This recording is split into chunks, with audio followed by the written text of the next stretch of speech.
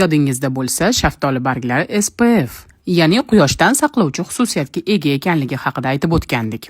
Sizga va'da qilganimizdek, shaftolining yana top 6 foydalari haqida gaplashamiz.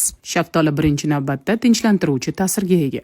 Shaftoli bargi choy sifatida ichilganda asab tizimini tinchlantiradi, uyquni yaxshilaydi va stressni kamaytiradi. Ikkinchi foydasi hazmni yaxshilaydi. U ovqat hazmini yaxshi ta'minlab beradi, qorindan bo'lishi va ich qotishini kamaytirishda yordam beradi. Uchinchi foydasi teri muammolarini kamaytiradi.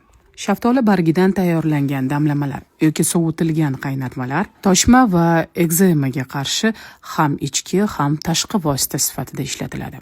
To'rtinchi foydasi yengil surgi xususiyatiga ega.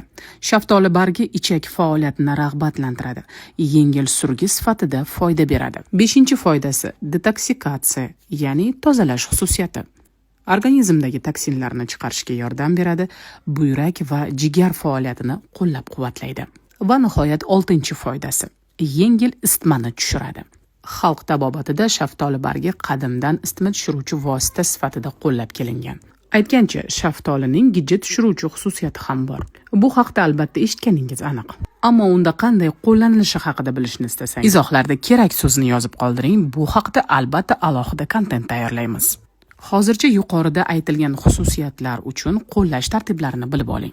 Bolalarga 1, kattalarga 2 choy qoshiq quritilgan yoki ho'l holatdagi shaftoli bargini 1 stakan qaynagan suvga solib 10-15 daqiqa damlab ichiladi.